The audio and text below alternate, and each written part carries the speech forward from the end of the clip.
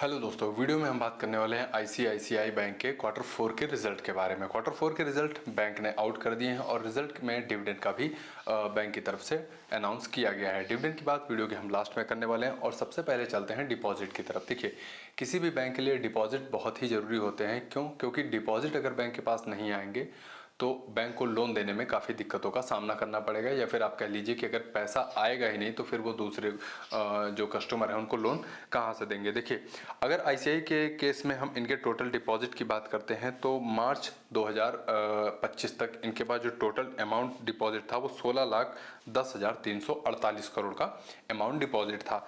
अब यहाँ पे ग्रोथ की बात करते हैं। ईयरली ग्रोथ आप देखेंगे डिपॉजिट में 14% की ग्रोथ जो है वो बैंक ने दिखाई है। अब 3 महीने पहले जाएंगे यानी दिसंबर 2024 तक का अगर हम डेटा देखते हैं तो 15,20,309 करोड़ जो है वो डिपॉजिट थे, और एक साल पहले अगर कंपेयर करेंगे आप वहाँ से तो आप देखेंगे 14,12,825 करोड़ के डिपॉजिट थे। तो देखा आपने, बैंक के जो डिपॉजिट हैं वो काफ़ी अच्छी एक हेल्दी ग्रोथ के साथ बढ़े हुए हैं। अब इसमें कासा डिपॉजिट भी हैं, करंट अकाउंट में भी इनके डिपॉजिट हैं और टर्म डिपॉजिट भी इंक्लूड हैं। उसके बाद डिपॉजिट के बाद बैंक के पास जब पैसा आ रहा है तो फिर बैंक को लोन देने में कोई दिक्कत नहीं होनी चाहिए। तो चलते हैं अब हम लोन की तरफ। देखिए, अगर हम लोन की बात करते हैं तो जो इनका लोन पोर्टफोलियो है वहाँ पे जो इन्होंने टोटल एडवांसेस यानी कि टोटल लोन दिए हैं मार्च 2025 तक, अगर हम उसकी बात करते हैं तो 13,41,766 करोड़ के इन्होंने टोटल जो है वो लोन दिए हैं। अब लोन ग्रोथ की अगर हम बात करते हैं तो 13.3% की लोन ग्रोथ हमें यहाँ पे वाई ऑन वाई बेस पे देखने को मिली है। वाई ऑन वाई बेस मतलब कि अगर हम इसकी कंपेयर करते हैं मार्च 2024 से, तो मार्च 2024 की अगर हम बात करते हैं तो वहाँ पे आप देखेंगे इनके जो टोटल लोन थे 11,84,406 करोड़ इन्होंने उस समय पे टोटल लोन दिए थे, और वहाँ से आप देखेंगे 13.3% की ग्रोथ दिखाई है। तो लोन भी आप देख रहे हैं कि लगातार जो है वो बैंक के बढ़ते जा रहे हैं, डिपॉजिट भी बढ़ रहे हैं, जो कि दोनों ही बैंक के लिए काफ़ी सही अच्छा है। अब देखिए, लोन इन्होंने दिए हैं तो सबसे ज़्यादा जो लोन दिया है इन्होंने रिटेल सेगमेंट में लोन इन्होंने दिए हैं। लगभग 52.4% जो इन्होंने लोन डिस्ट्रीब्यूट किया है वो रिटेल सेगमेंट में दिया है।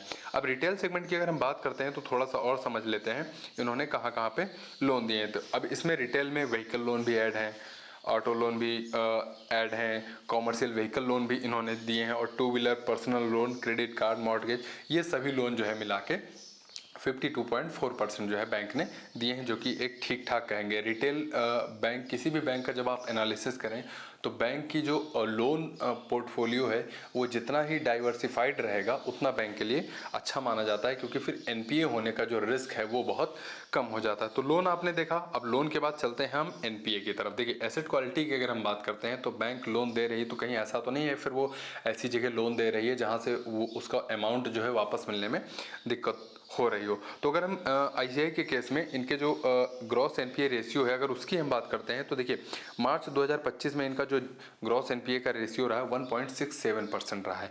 अगर हम क्वार्टरली कंपेयर करेंगे तो देखेंगे वहाँ से डिक्रीज हुआ है, और ईयरली कंपेयर करेंगे तब भी इनका ग्रॉस एनपीए का जो रेशियो है वो कम हुआ है। एक साल पहले का जो इनका जीएनपीए यानी ग्रॉस एनपीए का रेशियो था वो 2.16% था, और अभी आप देखेंगे 1.67% हमें यहाँ पे ग्रॉस एनपीए का रेशियो देखने को मिला है। अब नेट एनपीए की हम बात करते हैं तो नेट एनपीए का जो इनका रेशियो रहा है इस क्वार्टर में 0.39% रहा है। क्वार्टरली आप देखेंगे तब भी कम हो रहा है, और ईयरली आप देखेंगे तब भी हमें यहाँ पे एक डिक्रीज देखने को मिल रहा है। एनपीए किसी भी बैंक के लिए जितना कम होते चले जाएंगे वो बैंक के लिए बहुत बड़ा पॉजिटिव माना जाता है। अब प्रोविजन कवरेज रेशियो की अगर हम बात करते हैं तो आप देखेंगे 76.2% यहाँ पे बैंक का पीसीआर रेशियो रहा है। प्रोविजन कवरेज रेशियो क्या होता है कि जो बैंक लोन दे रही है, सपोज दैट जो एनपीए है वो बैंक को पैसा वापस मिलने में दिक्कत हो रही है, तो बैंक अपने प्रॉफिट से कुछ हिस्सा सेव करके रखती है प्रोविजन के तौर पे, कि अगर आगे फ्यूचर में कोई लोन ऐसा अमाउंट है जो बैंक को वापस नहीं मिल रहा तो बैंक उस एक कह सकते हैं जो प्रोविजन करके रखा है बैंक उसमें से उसको ऐड कर देती है, ताकि बैंक की जो बैलेंस शीट है वहाँ पे बहुत ज़्यादा एक बदलाव ना देखने को मिले।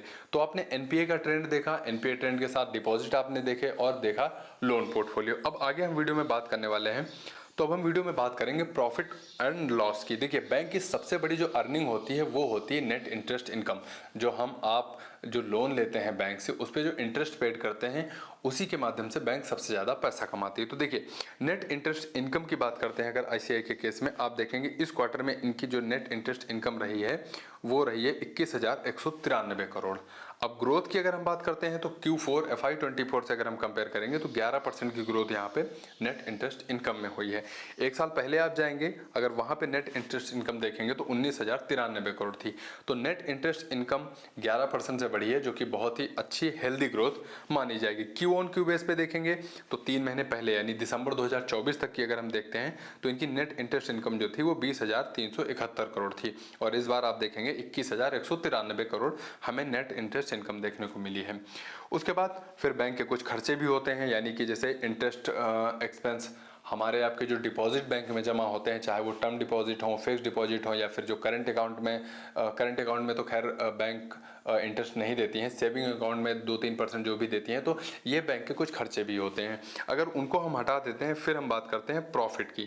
अगर हम बैंक का प्रॉफिट देखते हैं तो इस क्वार्टर में जो बैंक का प्रॉफिट रहा है वो 12,630 करोड़ का बैंक ने प्रॉफिट किया है। अब प्रॉफिट की अगर हम ग्रोथ देखते हैं तो 18% की प्रॉफिट की ग्रोथ आईसीआई बैंक में हमें देखने को मिली है। Q4 से अगर हम कंपेयर करते हैं तो एक साल पहले जाएंगे 10,708 करोड़ का प्रॉफिट था, और इस बार आप देखेंगे 12,630 करोड़ का प्रॉफिट हमें यहाँ पे देखने को मिला है, जो कि अच्छा खासा प्रॉफिट ग्रोथ कहेंगे। अब Q3 में इनका प्रॉफिट देखते हैं, यानी दिसंबर 2024 में इनका जो प्रॉफिट था वो 11,792 करोड़ था। तो क्वार्टरली भी प्रॉफिट इंक्रीज हो रहा है और ईयरली भी आप देखेंगे कि बैंक का प्रॉफिट जो है वो लगातार इंक्रीज होता चला जा रहा है, जो कि बैंक के लिए बहुत ही पॉजिटिव माना जाएगा। प्रॉफिट के बाद अब हम चलते हैं, कुछ बैंक के रेशियो होते हैं जिन पे हमारी नज़र होना बहुत जरूरी है, जैसे कि net interest margin. Net interest margin किसी भी बैंक का अगर 3% से ऊपर है तो एक हेल्दी नेट इंटरेस्ट मार्जिन कहा जाता है। आईसीआई के केस में आप देखेंगे इनका इस क्वार्टर का जो नेट इंटरेस्ट मार्जिन रहा है 4.41% रहा है।